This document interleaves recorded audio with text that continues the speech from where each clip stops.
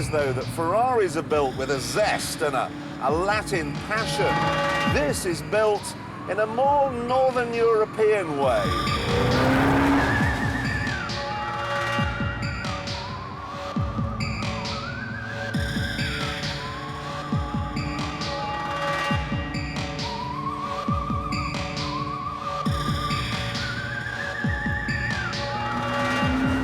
That's interesting. And there's more too, because none of this behind-the-scenes technology has interfered in any way with what Koenigsegg call the general ichthyomorphic design principle, vis-a-vis the aesthetics.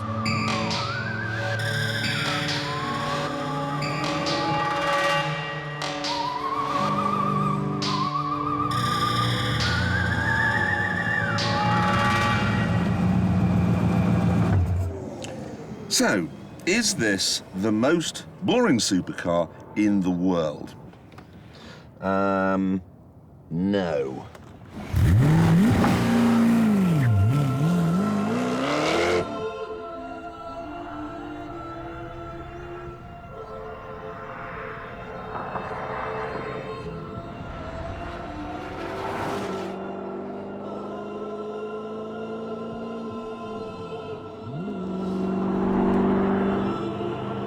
Koenigsegg say it will go from 0 to 60 in 3 seconds dead and on to a top speed of 245 miles an hour. Now, if those figures turn out to be accurate, this will be quite simply the fastest road car in the world.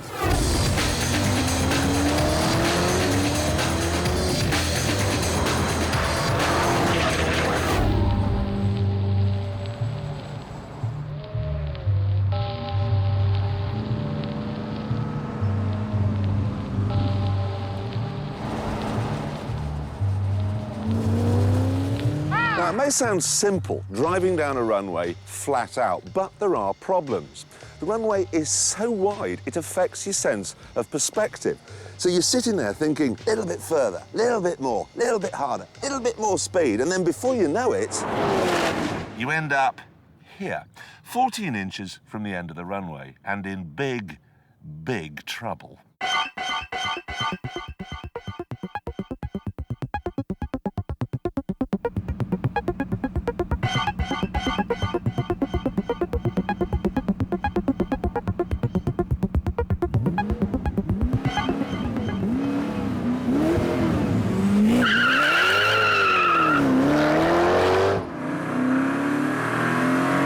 Okay, here we go. Those G-forces hurt your neck.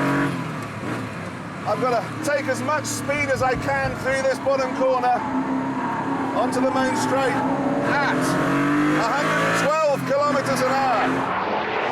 Supercharger whacking the fuel in into third, up to 7,000 RPM and into fourth. We're now going 205 kph and into fifth. Bit of a bump, it's starting to weave a little bit here. There we go, 258 and into sixth gear. 268, 271, 277, brake hard. Oh, hard. Engine, whoa. Now, we've got a little button here, tells us how fast that was. 280 kilometers an hour.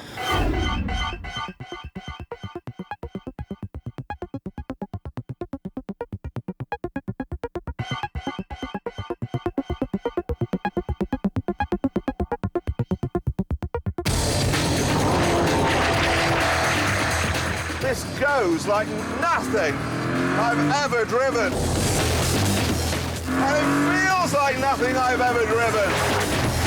The clutch is heavy, the steering's heavy, the gearbox is heavy.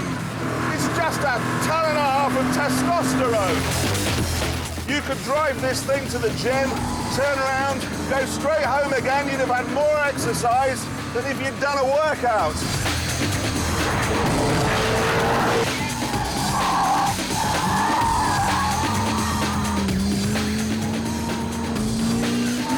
Touch of understeer. You've got to be so fast. Whoa.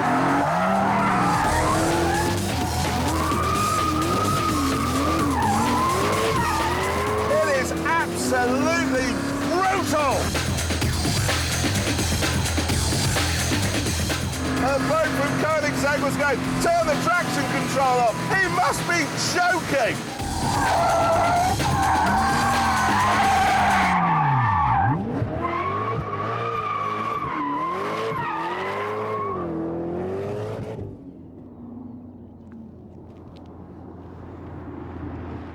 That is the beauty of this car.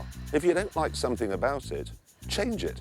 The bodywork all peels away and then everything is adjustable. Brake bias, suspension, ride height, power steering, the lot.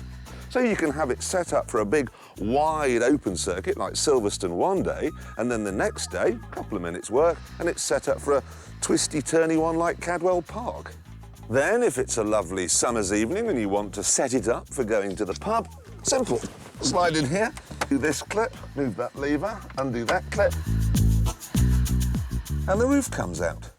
Then you simply slide it into the front, like so. Perfect fit, still room for a small bag. Close that down, and we're ready to go.